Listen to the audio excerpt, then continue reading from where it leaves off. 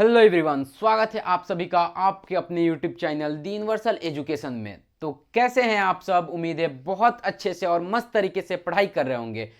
आज के इस क्लास में हम लोग लेकर आ गए हैं फिर से बेसिक ऑफ मैथ का पार्ट 3 यानी लेक्चर नंबर 3।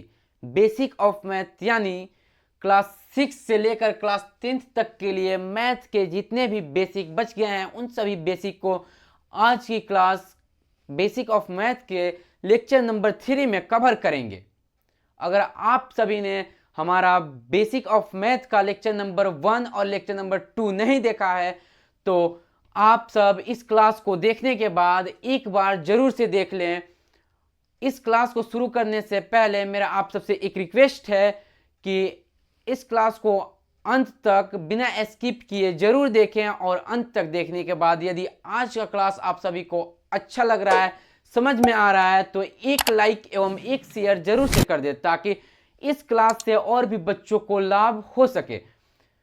अगर आप हमारे इस चैनल पे नए हैं तो चैनल को सब्सक्राइब करके बेल आइकन पर दबाकर ऑल पर क्लिक करना बिल्कुल ना भूलें ताकि हमारे आने वाले क्लास का अपडेट सबसे पहले आप तक पहुंचे। तो सबसे पहला बात मैं आप सबको यह बता दूं कि इस क्लास को करते समय नोट्स बिल्कुल बनाने की कोशिश नहीं करना है। हाँ, बिल्कुल नोट्स नहीं बनाना है। आप सबको बस इस क्लास को देखना है और अच्छे से समझना है, ठीक है। इस क्लास का नोट्स आपको अगर पीडीएफ फॉर्म में चाहिए तो आप हमारे टेलीग्राम चैनल जो कि यूट्यूब नेम से ही है, यूट्यूब चैनल नेम से ही है, द यूनिवर्सल एजुकेशन, जाकर सर्च कीजिएगा टेलीग्राम पर द यूनिवर्सल एजुकेशन। उस चैनल को आप ज्वाइन कर लीजिएगा। वहाँ पे आपको इसी क्लास का नहीं, मैं जितना भी क्लास कराऊंगा सभी क्लास का आपको पीडीएफ मिल जाएगा और वहाँ से आप एक खूबसूरत सा अच्छा सा नोट्स बना सकते हैं। तो चलिए शुरू करते हैं बिना किसी देरी का। हम आज की क्लास में सबसे पहले देखेंगे हम कुछ इंपॉर्टेंट पॉइंट को। तो चलिए देखते हैं हमारा इंपॉर्टेंट पॉइंट क्या होने वाला है। तो हमारा सम इंपॉर्टेंट पॉइंट है। चलिए देखते हैं कि कौन कौन से हमारे सम इंपॉर्टेंट पॉइंट हैं। सबसे पहला है हमारा सबसे छोटी अभाज्य संख्या 2 होती है। सबसे छोटी अभाज्य संख्या कितना होती है? तो वो 2 होती है। एवं सबसे छोटी सम अभाज्य संख्या भी हमारा 2 ही होता है। सबसे छोटी सम अभाज्य संख्या भी क्या होता है? 2 ही होता है। और तीसरा हमारा है संख्या 2 के अतिरिक्त। संख्या 2 के अतिरिक्त यानी 2 के अलावा सभी संख्याएं विषम अभाज्य संख्याएं होती हैं। यानी संख्या 2 के अतिरिक्त जितनी भी संख्याएं होती हैं वो सभी क्या होती हैं? विषम अभाज्य संख्याएं होती हैं। सबसे छोटी विषम अभाज्य संख्या हमारा 3 होता है। सबसे छोटी विषम अभाज्य संख्या कितना होता है? तो 3 होता है। एवं एक अंक की सबसे बड़ी अभाज्य संख्या हमारा 7 होता है। एक अंक की सबसे बड़ी अभाज्य संख्या क्या होता है? तो 7 होता है। और आगे देखें तो हम 2 अंकों की सबसे छोटी अभाज्य संख्या हमारा 11 होता है। 2 अंकों की सबसे छोटी अभाज्य संख्या कितना होता है? तो 11 होता है। 2 अंकों की सबसे बड़ी अभाज्य संख्या हमारा 97 होता है। 2 अंकों की सबसे बड़ी अभाज्य संख्या हमारा कितना होता है? तो 97 होता है। और सबसे छोटी भाज्य संख्या यानी सबसे छोटी भाज्य संख्या हमारा कितना होता है? तो 4 होता है। आप सबने लेक्चर नंबर 1 में पढ़ा होगा कि भाज्य संख्या और अभाज्य संख्या क्या होता है। अगर नहीं पढ़ा है तो हमारा बेसिक ऑफ मैथ का लेक्चर नंबर 1 जाकर देखें, उसमें बताया गया है कि भाज्य संख्या और अभाज्य संख्या क्या होता है। अगला हमारा पॉइंट है एक अंकों की सबसे बड़ी अभाज्य संख्या हमारा 9 होता है। एक अंकों की सबसे बड़ी अभाज्य संख्या हमारा कितना होता है? तो वह 9 होता है। एवं 3 अंकों की सबसे बड़ी भाज्य संख्या हमारा 999 होता है। 3 अंकों की सबसे बड़ी अभाज्य संख्या अगर कोई पूछे तो क्या बताना है? 999 होता है। कितना होता है? 999 होता है। ठीक है, तो चलिए फिर से आगे चलते हैं, और भी कुछ पॉइंट हैं जिनको देखते हैं और उसके बाद फिर आगे बढ़ेंगे हम अपने टॉपिक पर। तो हमारा अगला स्टार पॉइंट है संख्या 1 ना तो भाज्य संख्या होती है और ना ही अभाज्य संख्या होती है। संख्या 1 क्या होती है? ना तो भाज्य संख्या होती है और ना ही अभाज्य संख्या होती है। उसके बाद हमारा अगला पॉइंट स्टार पॉइंट है 1 से 100 तक के बीच कुल 25 अभाज्य संख्याएं होती हैं। 1 से 100 तक के बीच कितनी अभाज्य संख्याएं होती हैं? तो 25 अभाज्य संख्याएं होती हैं। फिर देखें तो हमारा अगला स्टार पॉइंट है 1 से 50 तक के बीच कुल 15 अभाज्य संख्याएं होती हैं। 1 से 50 तक के बीच कितनी अभाज्य संख्याएं होती हैं? तो हमारा 15 अभाज्य संख्याएं होती हैं। एवं 1 से 25 तक के बीच हमारा कुल 9 अभाज्य संख्याएं होती हैं। 1 से 25 तक के बीच हमारा कितना अभाज्य संख्याएं होती हैं? तो 9 अभाज्य संख्याएं होती हैं। अगला हमारा स्टार पॉइंट है सबसे बड़ी सम संख्या, सबसे छोटी सम संख्या हमारा 2 होता है। सबसे छोटी सम संख्या कितना होता है? तो वह 2 होता है। एवं सबसे बड़ी सम संख्या हमारा अनंत होता है। सबसे बड़ी सम संख्या क्या होता है? अनंत होता है। अनंत कहना गलत नहीं है, ठीक है, ये कहीं नहीं बताया है कि अनंत ही होता है, लेकिन अनंत कहना भी गलत नहीं है। क्यों? क्योंकि चाहे कितनी भी संख्याओं को तुम लिख लो, कितनी भी संख्याओं को लिख लो, उसके अंत में अगर हम 0, 2, 4, 6, 8 अगर होगा तो उस संख्या को हम लोग क्या कहेंगे? सम ही कहेंगे, चाहे कितनी भी बड़ी क्यों ना हो। ठीक है, अगर आपने सम संख्या का क्लास नहीं देखा है तो जाकर इस क्लास को देखने के बाद बेसिक ऑफ मैथ का लेक्चर नंबर 2 को जरूर से देखें। हमारा अगला स्टार पॉइंट है सबसे छोटी विषम संख्या 1 होती है। सबसे छोटी विषम संख्या कितनी होती है? तो 1 होती है, 1। और सबसे बड़ी विषम संख्या हमारा अनंत होता है। सबसे बड़ी विषम संख्या क्या होता है? अनंत होता है। दो सम संख्याओं का योगफल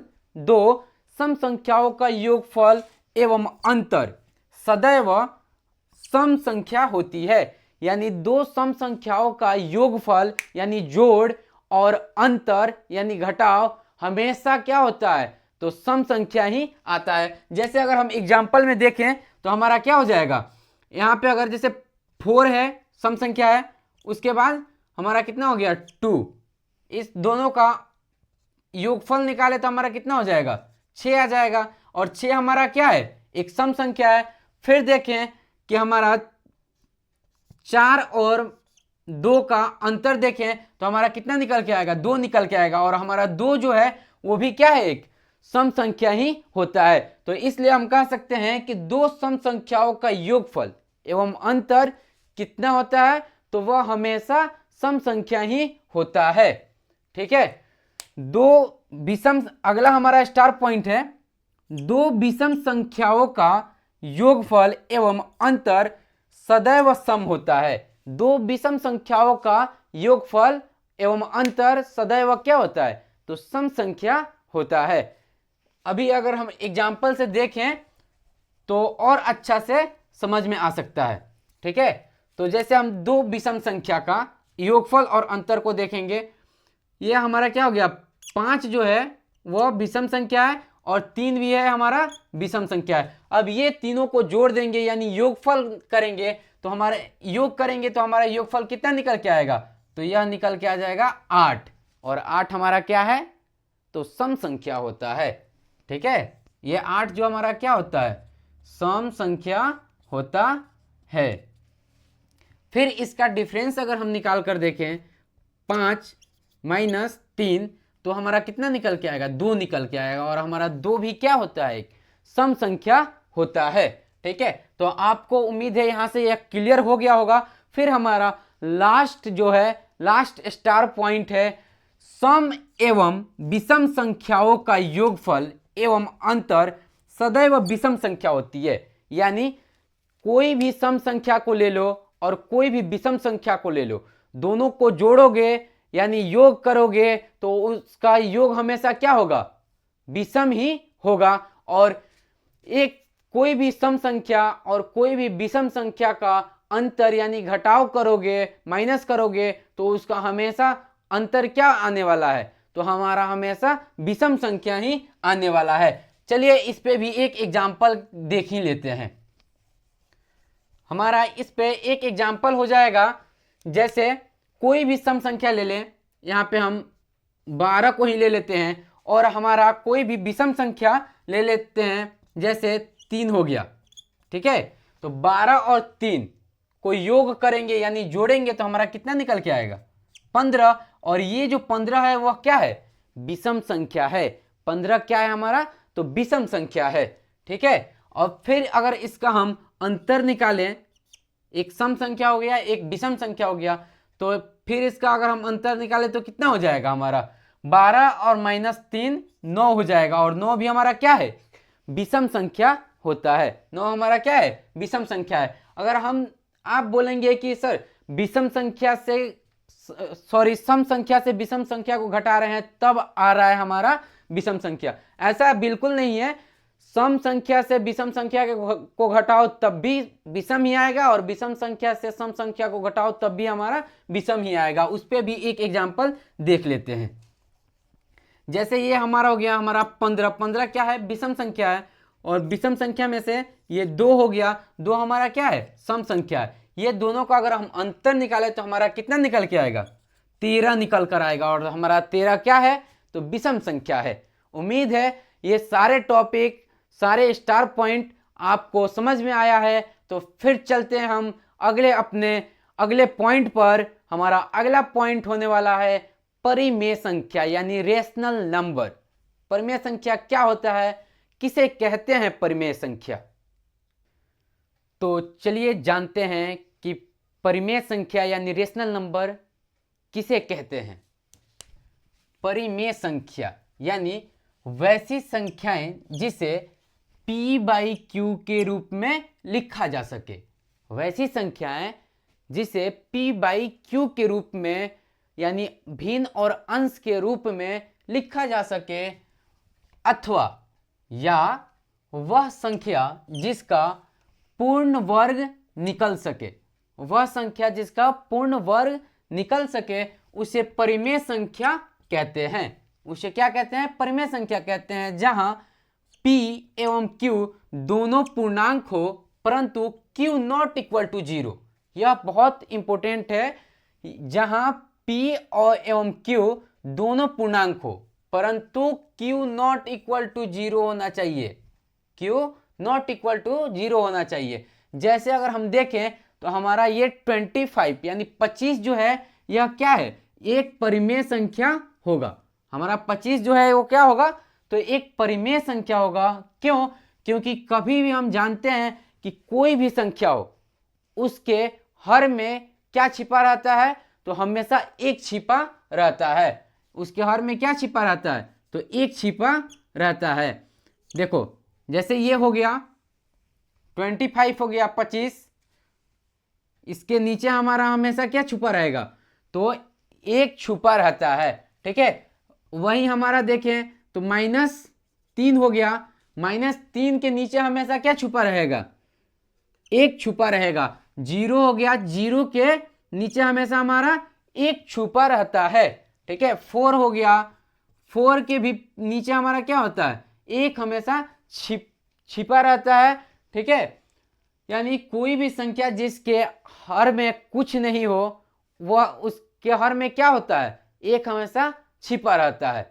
ठीक है, तो हमारा 1/2 हो गया। हमारा क्या हो गया, 1/2 हो गया, -3/4 हो गया। एग्जाम्पल में अगर हम देखें तो हमारा +3/4 भी हो सकता है। और यह जो हमारा √4 है यह भी एक क्या है, परिमेय संख्या है। अब ये √4 जो है वो परिमेय संख्या कैसे है, ठीक है। तो देखिए √4 का वर्गमूल कितना निकलता है, √4 का वर्गमूल कितना निकलता है, तो हमारा यह 2 निकलता है, 2 निकलता है ना। √4 का हमारा कितना हो जाएगा, 2 हो जाएगा, और 2 के नीचे क्या छुपा है, तो 1 छुपा है। तो इसका मतलब यह हुआ कि यह भी एक क्या है, हमारा परिमेय संख्या यानी रेशनल नंबर है, ठीक है। तो उम्मीद है यह समझ में आ गया। हमारा नोट में क्या बोल रहा है, P एवं Q का 1 के अतिरिक्त कोई अन्य उभयनिष्ठ गुणनखंड नहीं होता है। यानी हम देखें तो जैसे इसी को ले लेते हैं, ठीक है, 4/3 है हमारा, सॉरी 3/4 है, तो 3/4 को ही ले लें। तो देखो इसका अगर हम 3 का गुणनखंड देखें तो 3 का गुणनखंड कितना होगा, 2 होगा। 3 का गुणनखंड कितना होगा, 2 होगा। पहला हमारा 1 हो जाएगा और दूसरा हमारा 3 हो जाएगा। और फिर हम 4 का गुणनखंड देखें तो हमारा कितना होगा, 3 होगा। पहला हमारा 1 होगा, दूसरा हमारा 2 होगा और तीसरा हमारा 4 होगा। तो देखिए इसमें 3 के गुणनखंड और 4 के गुणनखंड में कौन ऐसा गुणनखंड है जो कॉमन आ रहा है, यानी उभयनिष्ठ आ रहा है, ठीक है। तो हमारा कौन सा है, तो यह जो एक 1 दिख रहा है, एक, वह क्या है, हमारा उभयनिष्ठ है यानी कॉमन है, ठीक है। तो इस प्रकार हम कह सकते हैं क्या कि 1 के अतिरिक्त कोई उभयनिष्ठ गुणनखंड नहीं होता है P एवं Q के, ठीक है। इसके हमारा कभी भी 1 के अतिरिक्त गुणनखंड नहीं हो सकता है, ठीक है। उम्मीद है समझ में आया होगा आप सभी को। चलिए फिर से एक और एग्जांपल ले लेते हैं। आप बोलेंगे कि सर 8 ले लीजिए, 8/4 यानी 8/4 को ले लीजिए। और 8/4 तो हमारा इसमें क्या होता है, 8/4 का क्या होता है, 8 का हमारा क्या हो जाएगा, गुणनखंड हो जाएगा 1 हो जाएगा, 2 हो जाएगा, 4 हो जाएगा, 8 हो जाएगा, ठीक है। और 4 का हमारा कितना हो जाएगा, 1 हो जाएगा, 2 हो जाएगा और 4 हो जाएगा। तो इसमें से 3 गुणनखंड ऐसा है जो मिल रहा है, उभयनिष्ठ है, कॉमन है। तो यह कैसे हमारा परिमेय संख्या हो सकता है, ठीक है, यह तो सवाल बनता है ना। तो देखिए यहाँ पे आपका बिल्कुल सोचना सही है, लेकिन यहाँ पे अगर हम देखें तो 8/4, तो इसको हम काटेंगे, पहले क्या करेंगे, काट कर देखेंगे, ठीक है। तो ये कितना, 4 से कितना बार में कट जाएगा, 2 बार में कट जाएगा। यह कितने बार में कट जाएगा, 2 बार में क्या होगा, यह पूर्ण रूप से कट जाएगा। तो हमारा यह यहाँ निकल कर कितना आया, 2 आया। और हमेशा 2 के नीचे क्या छुपा रहता है, तो 1 छुपा रहता है। अब देखें तो 2 का गुणनखंड कितना होगा, 1 होगा और 2 होगा। और 1 का गुणनखंड देखें तो 1 ही होगा, इसलिए कि 1 से 1 ही लगता है, ठीक है। तो ये जो हमारा निकल कर आया, 1 ही उभयनिष्ठ गुणनखंड निकल कर आया, ठीक है। उम्मीद है समझ गए होंगे, ठीक है। तो चलिए फिर अपने अगले पॉइंट पर चलते हैं। हमारा अगला पॉइंट होने वाला है अपरिमेय संख्या यानी इरेशनल नंबर। अपरिमेय संख्या क्या होता है, इरेशनल नंबर क्या होता है, तो चलिए उसको देखते हैं। तो चलिए जानते हैं अपरिमेय संख्या यानी इरेशनल नंबर क्या होता है। किसे कहते हैं अपरिमेय संख्या, यानी वैसी संख्याएं जिसे P/Q के रूप में नहीं लिखा जा सके, जिसे P/Q के रूप में यानी अंश बाई हर के रूप में नहीं लिखा जा सके, उसे अपरिमेय संख्या कहते हैं। उसे अपरिमेय संख्या कहते हैं जहां P एवं Q दोनों पूर्णांक हो परंतु Q नॉट इक्वल टू 0 हो, Q नॉट इक्वल टू 0 हो, ठीक है। अभी मैं बताऊंगा कि Q नॉट इक्वल टू 0 क्यों होता है, ठीक है, Q नॉट इक्वल टू 0 क्यों होता है। तो जैसे एग्जांपल में अगर हम देखें तो यहाँ पे √2 है, ठीक है। तो हम यह भी कह सकते हैं कि वह संख्या जिसका पूर्ण रूप से वर्गमूल नहीं निकले वह भी हमारा क्या कहलाता है, तो हमारा अपरिमेय संख्या कहलाता है। जैसे अगर हम 2 का वर्गमूल निकालें, ठीक है, तो हमारा यह कभी भी पूर्ण रूप से नहीं आएगा, यह हमेशा डिसिमल में आ जाएगा, इसलिए यह क्या हो जाएगा, हमारा अपरिमेय संख्या हो जाएगा। उसी प्रकार हमारा 3 भी है, 3 भी क्या है, 3 का भी पूर्ण रूप से वर्गमूल नहीं निकलेगा, इसलिए हमारा यह क्या हो जाएगा, अपरिमेय संख्या हो जाएगा। उसी प्रकार 15 भी है, ठीक है। और हमारा पाई जो होता है, इस पे ध्यान देने वाली बात है, पाई जो होता है वह क्या होता है, तो अपरिमेय संख्या होता है। लेकिन हमारा जो 22 पाई का मान कितना होता है, 22/7। 22/7 जो होता है यह क्या होता है, यह परिमेय संख्या होता है। यह क्या होता है, परिमेय होता है, और यह अपरिमेय होता है। यह क्या होता है, अपरिमेय होता है। ऐसा क्यों, ऐसा क्यों होता है, तो हमारा पाई का जो मान होता है वह अगर अच्छे से देखें तो वह एग्जैक्ट नहीं निकल कर आता है।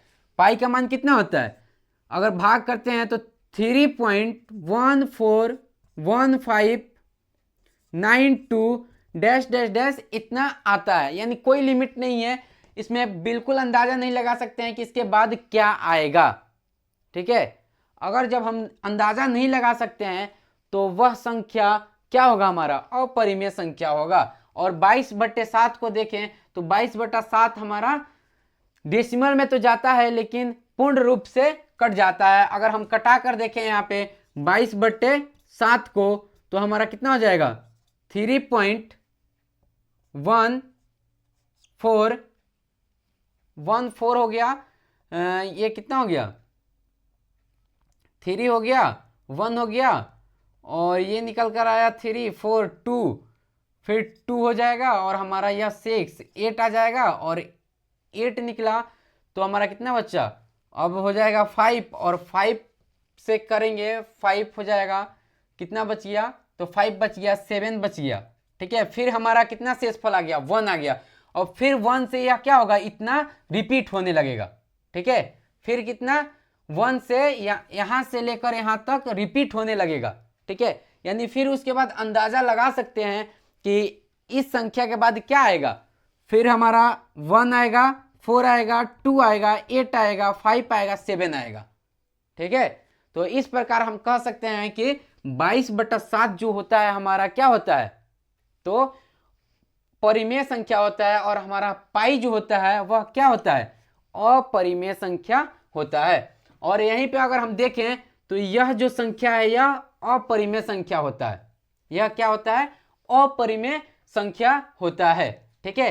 क्यों, क्योंकि देखिए यहाँ पे क्या कह रहा है कि 0.1 0.1 0 1 1 0 1 1 1 0 1 1 1, यानी इसके बाद हम कोई अंदाजा लगा सकते हैं यह कहाँ तक जा रहा है, कोई भी अंदाजा नहीं लगा सकते हैं कि कितना बढ़ेगा, कहाँ तक जाएगा, ठीक है। अगर ऐसा रहता हमारा 0.1 0 1 0 1 0, तो यह हमारा क्या हो रहा है कि देखिए यहाँ से फिर रिपीट होने लगा है 1 0, ठीक है। फिर उसके बाद यही रिपीट हो रहा है 1 0 1 0, तो यह हम बता सकते हैं कि यह जहां तक भी जाएगा वह कहां तक जाएगा, 1 0 1 0 होते जाएगा, अब जहां तक भी जाए। तो इसको हम किस तरह लिखते हैं, इसको हम लिख सकते हैं 1 0 पर बार, 1 0 पर बार, इसे क्या बोलते हैं हम लोग, वार बोलते हैं, ठीक है। तो इसलिए यह क्या होगा हमारा, इसका कोई लिमिट नहीं है कि कहां तक जाएगा, इसलिए हम इसे क्या कहते हैं, अपरिमेय संख्या कहते हैं, अपरिमेय संख्या कहते हैं। और इसका हम अनुमान लगा सकते हैं कि यह कहां तक जाएगा, ठीक है। तो इस संख्या को हम लोग क्या बोलेंगे, परिमेय संख्या बोलेंगे। क्या बोलेंगे, परिमेय संख्या बोलेंगे, ठीक है। ऐसी और भी बहुत सारी संख्याएं होती हैं जो हमारा अपरिमेय संख्याएं होती हैं। उम्मीद है आज का क्लास आप सभी को अच्छे से समझ में आया होगा। तो चलिए आज का क्लास यहीं तक रहने देते हैं और फिर मिलते हैं अगली क्लास में। आज का क्लास आप सभी को कैसा लगा है कमेंट में जरूर से बताएं। अगर आप सभी को आज का क्लास समझ में आया है, अच्छा लगा है, तो एक लाइक एवं एक शेयर जरूर से कर दें ताकि इस क्लास से और भी बच्चों का लाभ हो सके। अगर अभी तक हमारे इस चैनल को सब्सक्राइब नहीं किए हैं तो सब्सक्राइब करके बेल आइकन पर दबाकर ऑल पर क्लिक करना बिल्कुल ना भूलें, ताकि हमारे आने वाले क्लास का अपडेट सबसे पहले आप तक पहुंचे। तो अगर आप हमारे इस क्लास को पीडीएफ को लेना चाहते हैं तो हम क्लास के शुरू में ही बताए थे कि जाकर टेलीग्राम चैनल पे क्या सर्च करना है, the universal education, the universal education, ठीक है। और इस चैनल को आप ज्वाइन कर लीजिएगा, वहां पे पीडीएफ आपको मिल जाएगा और वहां से आप एक खूबसूरत सा नोट्स बना सकते हैं, ठीक है। तो चलिए आज तक इतना ही रहने देते हैं और फिर मिलते हैं अगली क्लास में। तब तक हंसते रहिए, मुस्कुराते रहिए और मन लगा के पढ़ाई करते रहिए। जय हिंद दोस्तों।